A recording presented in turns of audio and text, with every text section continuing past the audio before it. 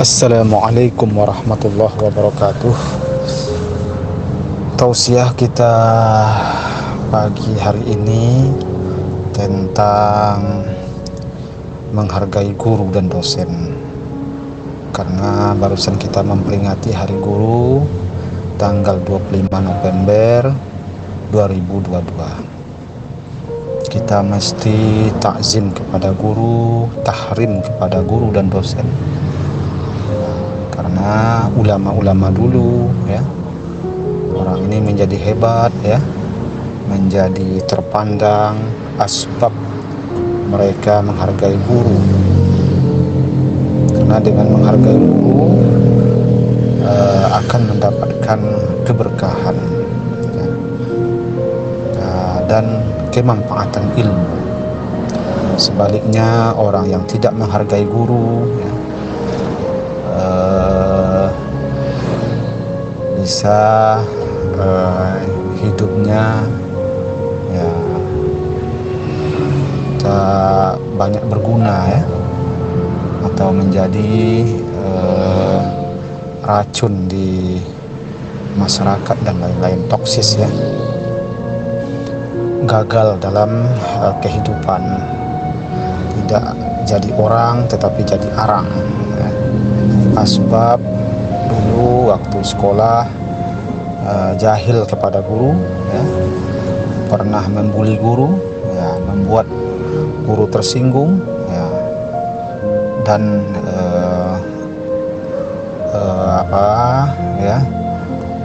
sekolah, aturan-aturan sekolah terus dilanggar sehingga guru merasa ya hibah hatinya ya. Jadi ya, orang yang mengajarkan kita itu adalah abur ruh ya, ayah ruh kita, orang tua dari segi ruh kita. Sedangkan orang yang melahirkan kita abul jasad, ayah jasad kita, ayah fisik kita.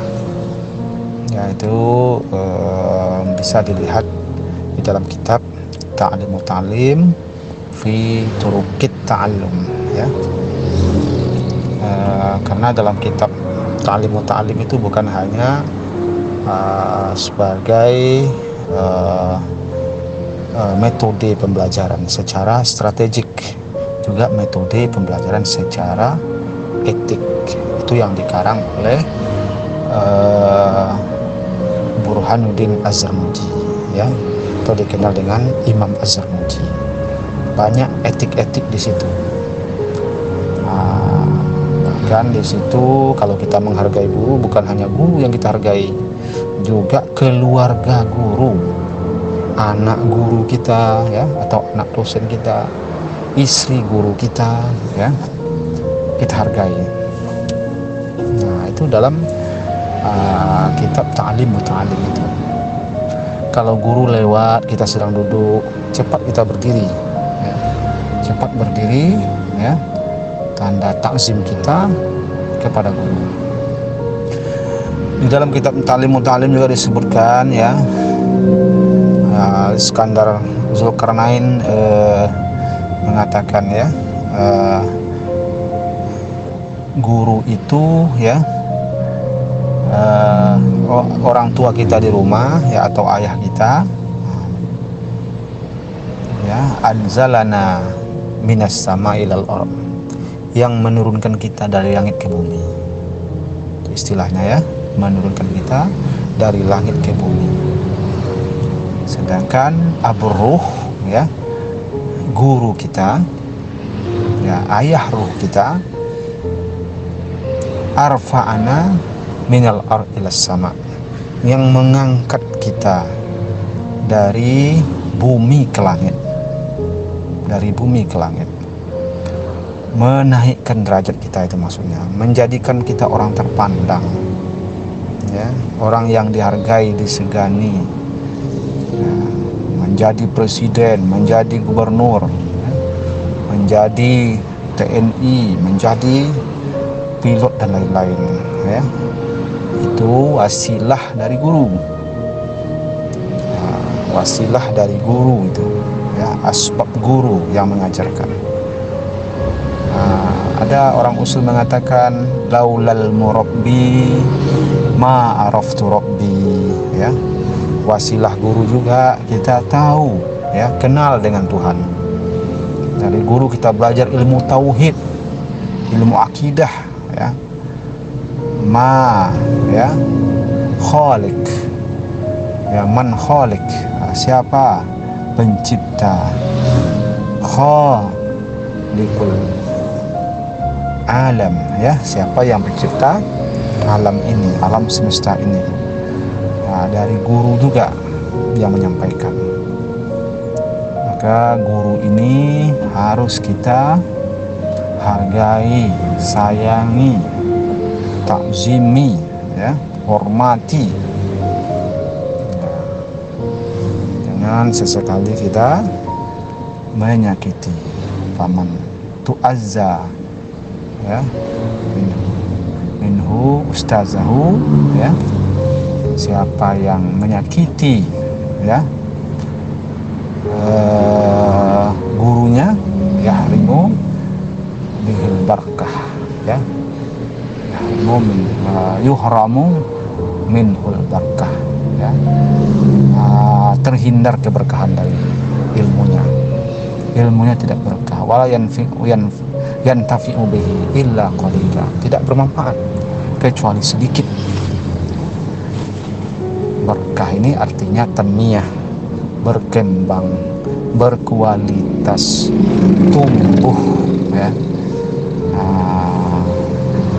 tumbuh, berkembang, itu tanmiyah, berkah. Kita mencari ilmu yang berkah.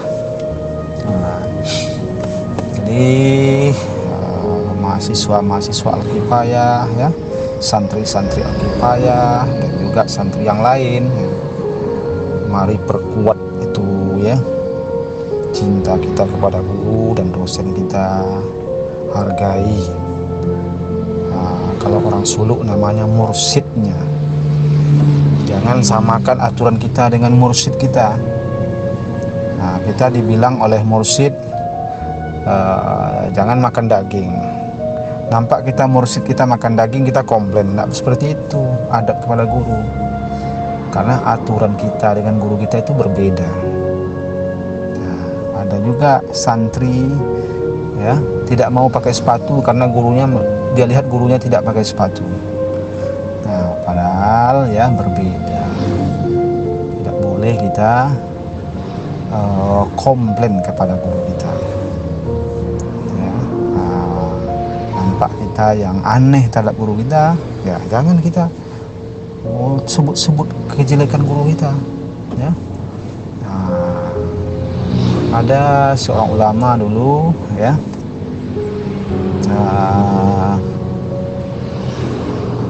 dia hidup zuhud, ya, sedangkan gurunya hidup mewah. Jadi ulama ini punya santri lagi, ya, ya, dia ceritakan kepada santrinya itu bahwa dia punya guru yang hebat,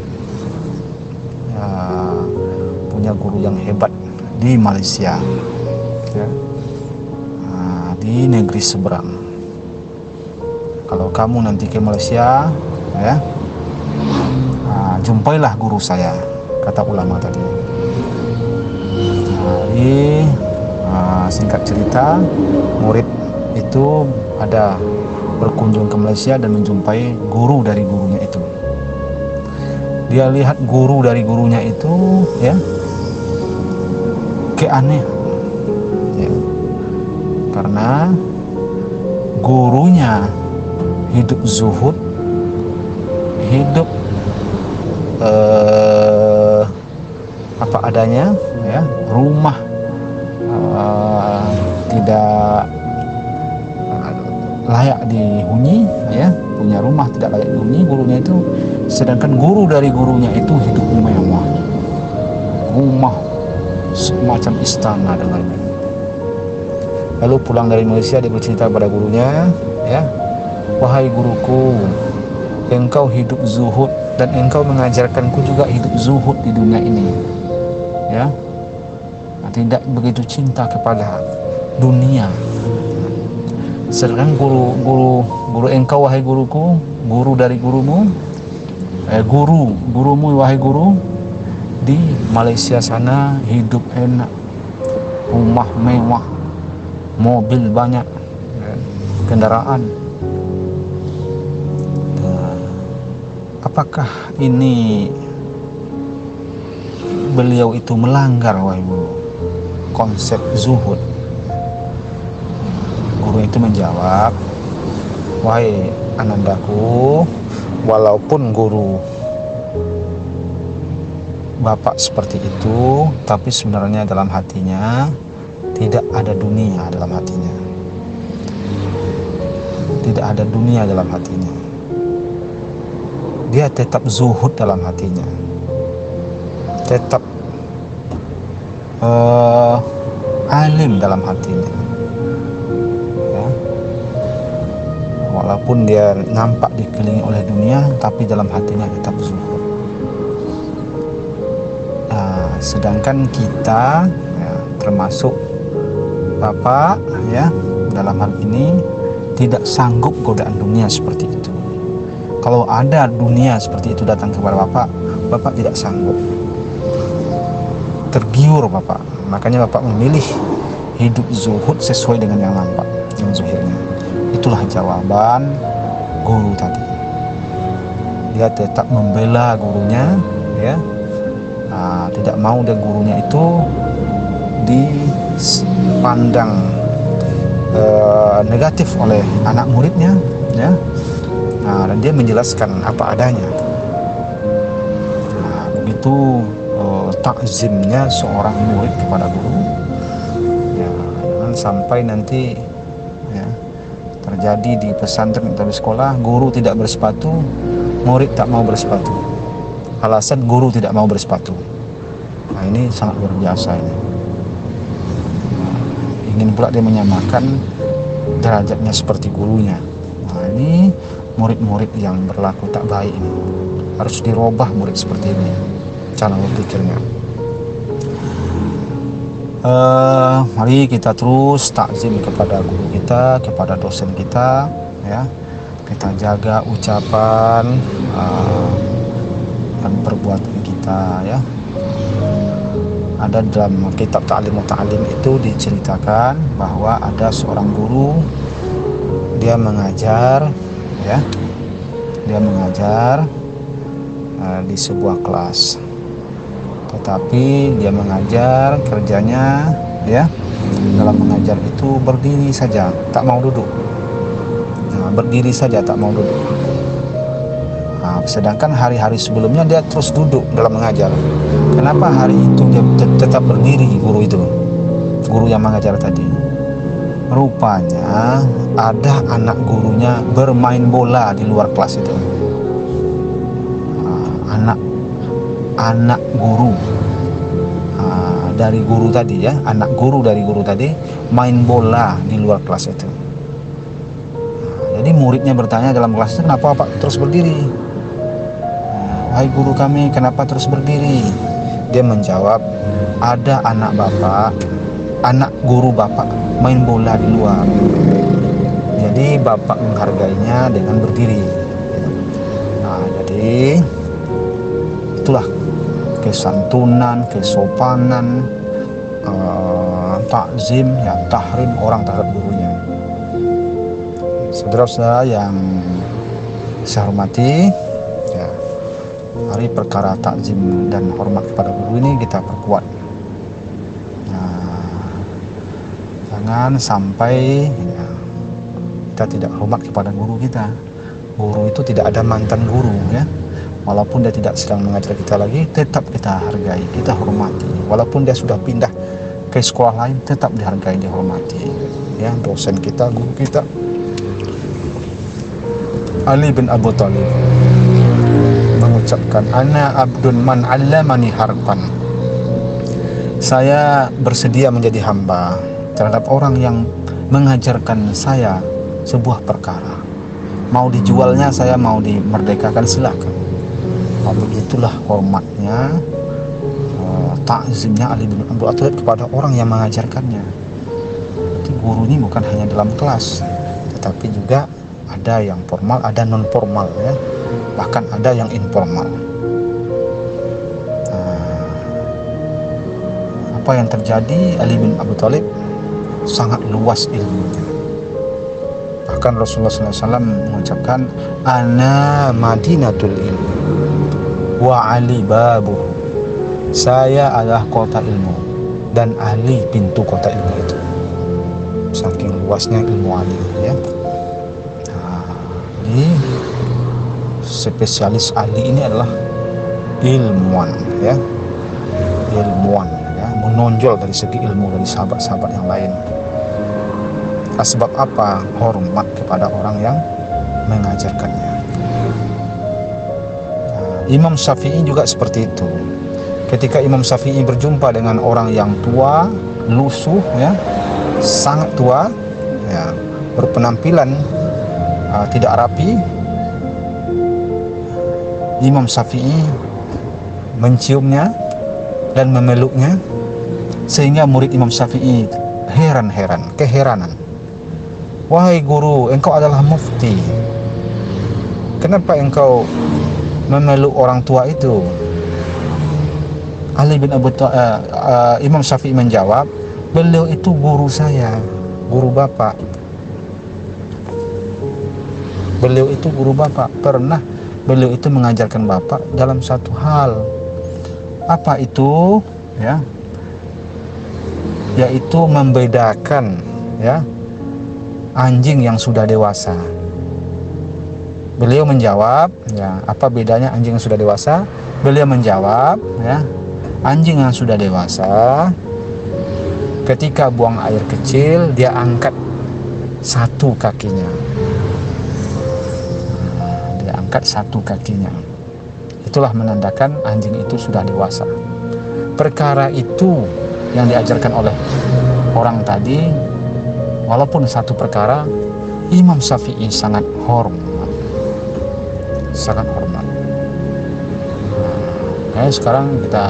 Sampai sekarang kita masih tahu ya, sampai kepada kita kebaikan Imam Syafi'i. Sampai kepada kita ilmu yang disampaikan Imam Syafi'i. Ya, motivasi ilmu yang disampaikan oleh Imam Syafi'i.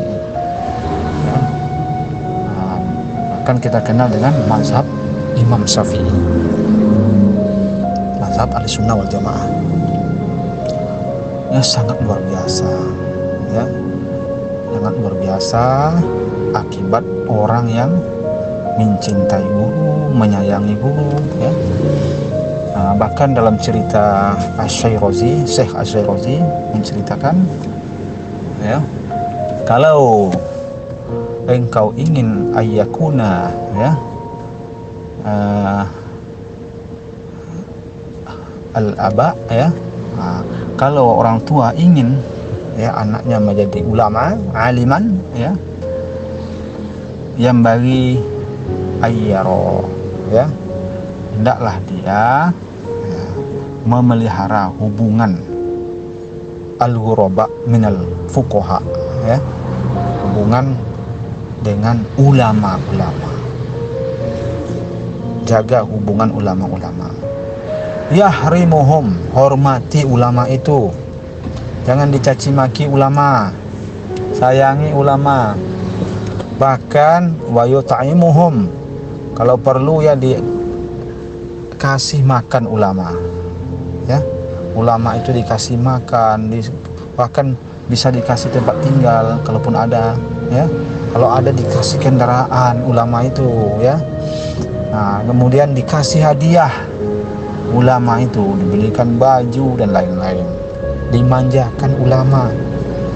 Kalau kita punya anggaran, manjakan ulama. Itu nanti bisa menjadikan anak kita ulama.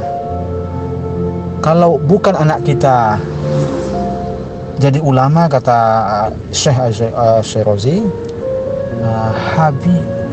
hafiduhu ya, cucunya, ya.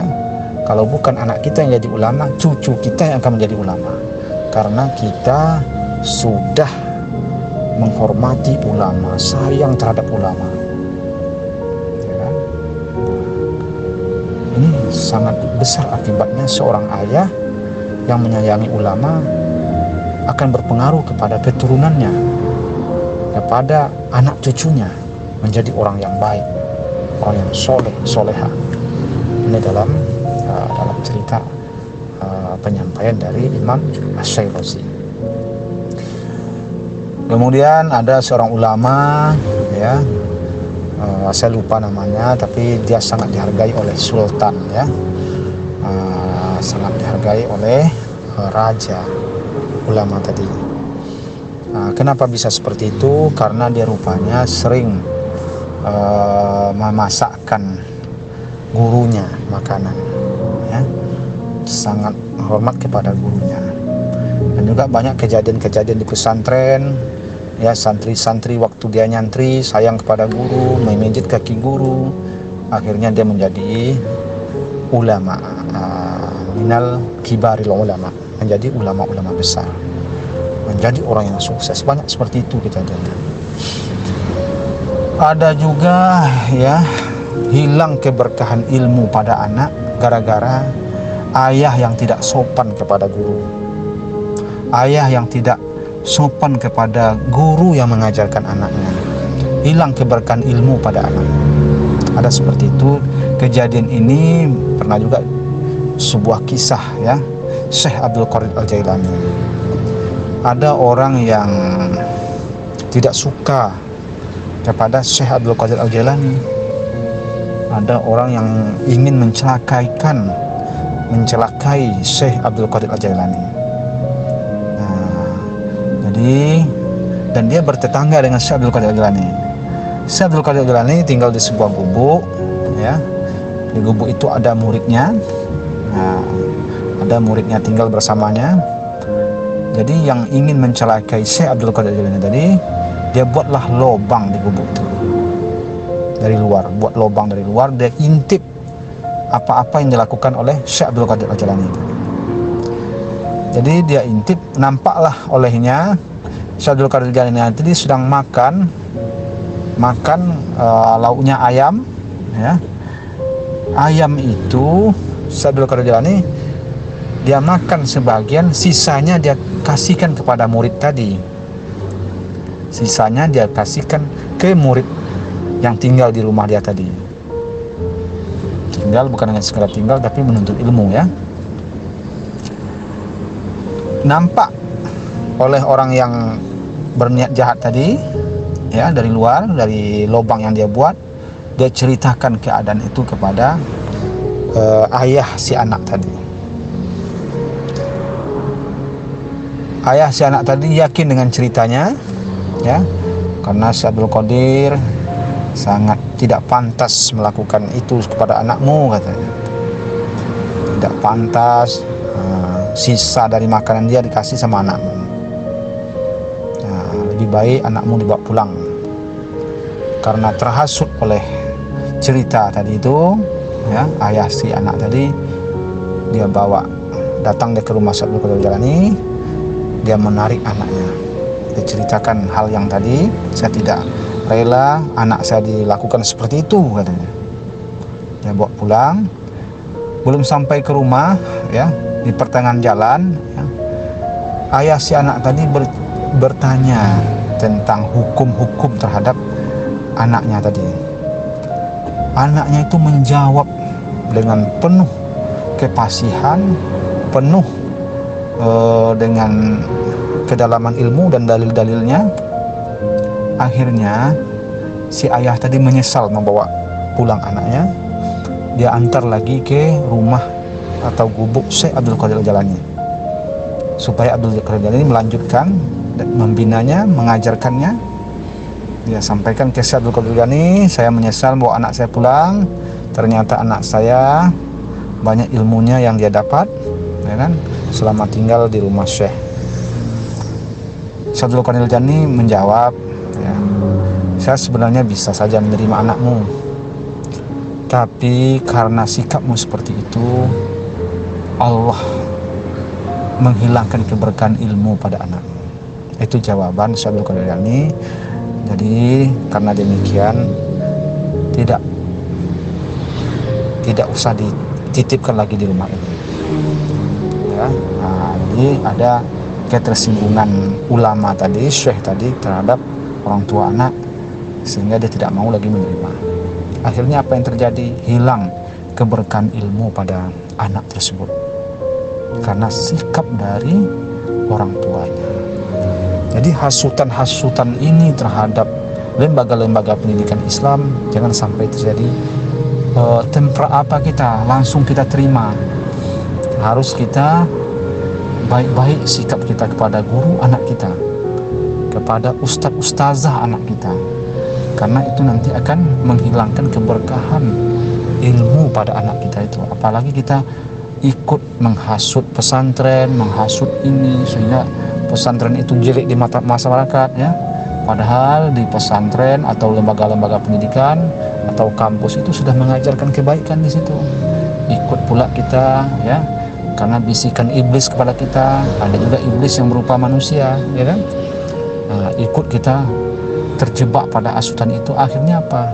Anak kita tidak menjadi orang, ya, karena laisa lahul barakah, tidak mendapatkan ilmu yang berkah, wala yantanfa'u bihi illa qalila, tidak bermanfaat, ya, kecuali sedikit. Ini sangat luar biasa, ya, akibat kita menghormati guru, menghormati dosen, menghargai mereka, ya. Mudah-mudahan kita termasuk dan keturunan kita orang-orang yang menyayangi ulama, orang-orang yang santun terhadap ulama, ya. Kalau perlu, ya, ulama-ulama ini, ya, guru-guru ini kita berikan, ya, apa yang kita sanggup. Demikian, assalamualaikum warahmatullahi wabarakatuh.